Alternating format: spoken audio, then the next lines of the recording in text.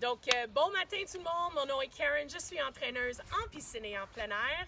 Et avec le beau temps qui arrive, j'ai beaucoup de gens qui me posent la question, comment choisir le meilleur ceinture, gilet, gilet de sauvetage pour les activités aquatiques. Donc, ce matin, j'aimerais ça répondre à la question pour vous. La première chose à savoir, c'est sur le marché, il existe deux équipements. Il existe le gilet de sauvetage et le vêtement de flottaison individuelle qu'on nomme aussi le VFI. Le gilet de sauvetage, lorsque vous tombez à l'eau, va vous retourner sur le dos et sortir votre tête de l'eau. Donc, elle va vous sauver la vie parce que vos voies respiratoires sont dégagées. Donc, le nom gilet de sauvetage. Le vêtement de flottaison individuelle, lui, il va vous faire flotter dans la position dans laquelle vous vous retrouvez dans l'eau.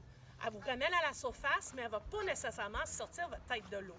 Donc, ça s'appelle un vêtement de flottaison individuelle. La deuxième chose qui est importante de savoir, c'est dans les magasins de sport, 99% des équipements qui se trouvent sur les étalages sont en fait des VFI.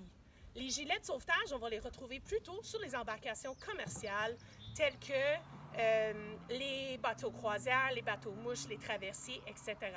De temps en temps, selon les saisons, moi j'ai déjà trouvé des gilets de sauvetage en magasin de sport. Ça semble varier à chaque année. Donc ici, devant moi, j'ai 4 équipements. J'ai un VFI, 2 VFI, un gilet de sauvetage et un autre VFI. Donc comment est-ce que je fais la différence entre ces équipements? La seule et unique façon de le faire, c'est de lire l'étiquette à l'intérieur. Donc à l'intérieur de chacun des équipements, vous allez trouver une étiquette sur laquelle c'est marqué vêtement de flottaison individuelle ou gilet de sauvetage. C'est la seule et unique façon de faire la différence entre les deux équipements.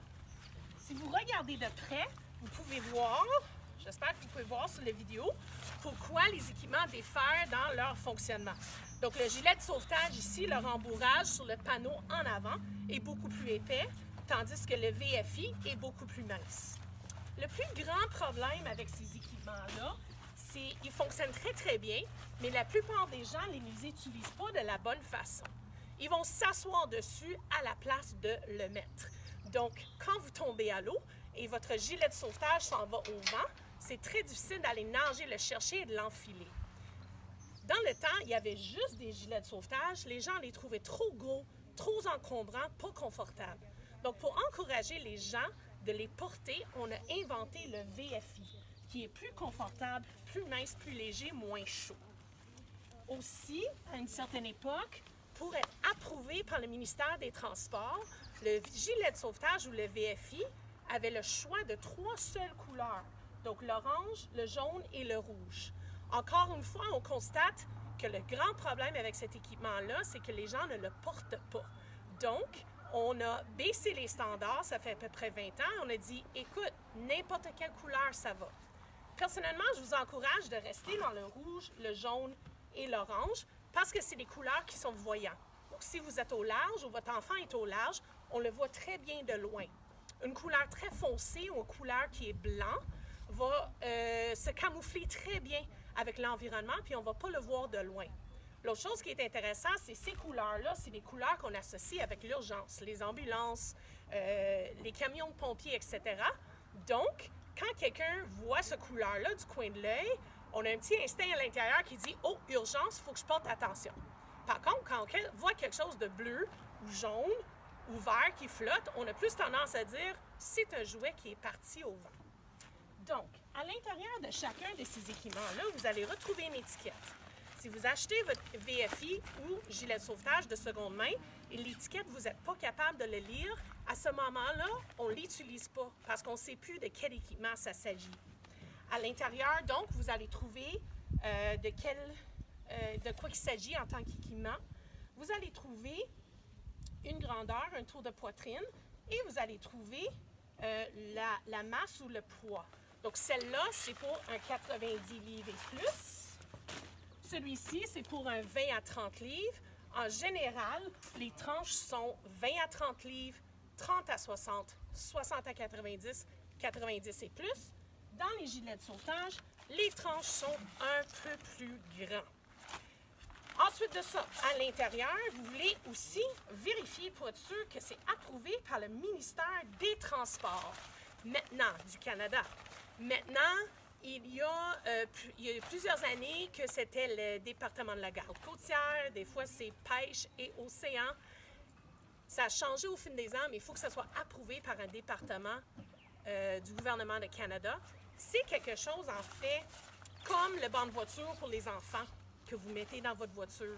Ce n'est pas un jouet, ce n'est pas un morceau de linge, c'est vraiment un équipement de sécurité qu'on doit vérifier, tout comme on vérifie notre banc de voiture pour nos enfants. Donc, dernièrement, avec votre VFI ou votre gilet de sauvetage, en chaque début de saison, c'est important de faire l'inspection. Est-ce que les attaches fonctionnent bien? Est-ce que les coutures sont intactes?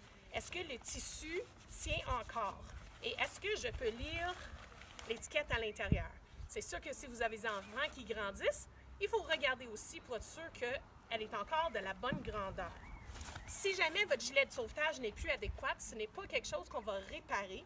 On va le détruire et le mettre aux poubelles. Dans la même idée que si le banc de voiture pour votre enfant, elle est cassée, on ne sort pas le duct tape et le crazy glue pour la réparer. On va la mettre aux poubelles puis on va acheter une nouvelle. Dernièrement, c'est important d'acheter la bonne grandeur au bon moment. Donc, en hiver, pour la salopette et le manteau d'hiver, des fois on achète un peu plus grand puis on dira ça va faire 2 saisons. Mais le gilet de sauvetage et le VFI, non. Il faut acheter le bon modèle pour le bon poids au moment que l'enfant ou l'adulte va le porter. Et voilà la façon que vous pouvez choisir votre VFI ou votre gilet de sauvetage. Si vous avez des questions là-dessus, vous pouvez m'écrire un petit coucou dans les commentaires en bas.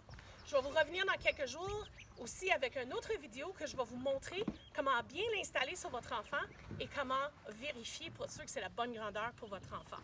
Donc sur ce, bon entraînement et bonne journée!